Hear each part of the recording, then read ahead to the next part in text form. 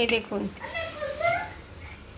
কাঁচা লঙ্কা আর যে শিংদানা মুংফলি বা চিনিবাদাম যাই বলবেন ওর পেস্টটা হয়ে গিয়েছে। এবার এটা কি করতে হবে? এটা কেটে বানাবো। ছোট ছোট করে একটু পিস করে নিতে হবে। এটা আমরা আগে থেকেই সেদ্ধ করে রেখেছি, সেদ্ধ করে চালটা ছাড়িয়ে রেখেছি। এবার দেখুন এটাকে এইভাবে টুকরো করে করে রেসিপিটা বানাতে হবে। খুব সহজ, খেতেও বেশ ভালো লাগে উপোসের দিনে।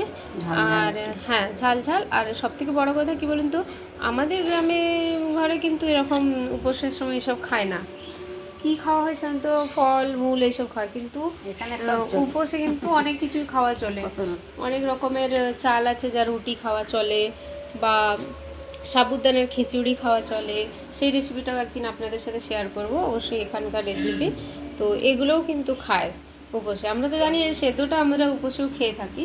তো কেননা সেই রাঙালু সেদ্ধটাকে একটু স্পাইসি করে একটু চটপটা করে খেলে আরও টেস্টও ভালো লাগবে, মুখরোচক মনে হচ্ছে।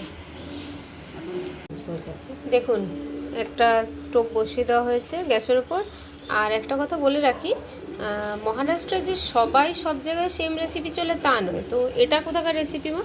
এটাও মহারাষ্ট্রের, কিন্তু আমাদের পাশেই একজন থাকতেন আজি, মানে যাকে আমরা ঠাকুমাকে আজি বলি তো এখানে। তো সেই আজি কিন্তু নাগপুরের ছিলেন। তো তিনি এইভাবে বানাতেন আর বানিয়ে তিনি খাইয়েছেন। তো টেস্ট করার পর দেখলাম সত্যি ভালো, আমাকেও কিন্তু পছন্দ। দেখুন একটু তেল দেওয়া হয়েছে। এবার তেলের ওপর অনেকেই কিন্তু জিরা ফোড়নও দিয়ে থাকেন। যেহেতু আমাদের উপোস আছে আমরা দিব না। হ্যাঁ, আমরা জিরাটা ইউজ করছি না। জিরাটা দিলে ভালো লাগে খেতে। ডাইরেক্ট তেলের ওপরে ওই রাঙালুগুলো দেওয়া হলো। রাঙালুকে রতালু বলে তো এখানে? হ্যাঁ, রতালু।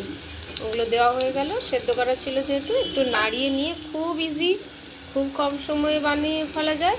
আর খেতে কিন্তু বেশ ভালো লাগে, বেশ ঝাল ঝাল তো, খুব ভালো লাগে। এক তো উপবাসের সময় জেনারেলি আমরা কী করি, বেশিরভাগ সবাই মিষ্টি জিনিস বানিয়ে খাই, কিন্তু এটা বা সাবুদানার খিচুড়ি এসব বানিয়ে খেলে কিন্তু বেশ ভালো লাগে আর কি। উপবাসের সময় মুখে স্বাদটা ঠিকঠাক মনে হয়। দেখুন এটা তো যেহেতু সেদ্ধ করা আছে, এই জন্য খুব বেশি একটা নাড়ানোর দরকার নেই, অল্প করলেই হয়ে যাবে। তারপর একটুখানি নুন দিয়ে দিলাম। শিংদানাটা পেছানোর সময় একটুখানি দিয়েছি, নুন দিয়েছি, তো একটুখানি এতে টেস্টটা একটু দরকার, সেই জন্য। এবারে ওই শিংদানাটা যে পিসানো হয়ে আছে সেটা দিয়ে দিলাম। এবার এই মিক্সচারটা দেওয়া হলো। কাঁচা লঙ্কা আর বাদাম বা শিংদানা যা বলতে পারেন, এখানে শিংদানা বলা হয়, সেই জন্য আমরা বারবার প্রায় কথা শিংদানা বলে, কারণ আমাদের না একটু হ্যাবিট হয়ে গেছে আর কি বলতে বলতে। দেখবেন আপনারাও যখন যেখানে থাকবেন না, থাকতে থাকতে দেবেন সেখানের ভাষাগুলো রপ্ত হয়ে যায় না, ঠিক সেভাবে আমাদেরও হয়ে গিয়েছে। হালকা লাগবে আর একটু, কেননা নাহলে একটু পাতলা হবে না। আর আমরা উপাস মানে এই নয় যে খালি আমরা একা খাবো, সবাই খাবো। তো তো সেই অনুযায়ী কিট্টুর বাবাকে একটু পাতলা দরকার হয়। ও কোনো জিনিসই বেশি গাঢ় গাঢ় পছন্দ করে না। তো এটা মা কতক্ষণ ফোটাতে হবে? হয়ে যাবে 5-10 মিনিটে হয়ে যাবে, বেশি সময় লাগবে। 5 মিনিট ফুটিয়ে নিলেই রেডি। হ্যাঁ, আমরা কিন্তু পরে আবার একটু নুন অ্যাড করেছি, কারণ নুনটা স্বাদ মতো দেবেন। নুনটা আমাদের কম মনে হচ্ছিল। হ্যাঁ, এটা একদম রেডি। তো চলুন সার্ভ করে দেখাচ্ছি। অবশ্যই আপনারা বাড়িতে বানিয়ে দেখবেন। আর আপনাদের হয়তো মনে হতে পারে যে উপাসের সময় কি করে নুন খাওয়া যায়, তো এটা না সেপারেটলি আমরা আলাদাভাবে রেখেছি। এই নুনটা হচ্ছে আপনার সন্ধব নুন বলা হয় না, সেই নুন টাইপের আর কি। তো সেই জন্য উপাসে আমরা এটা ইউজ করে থাকি। এই দেখুন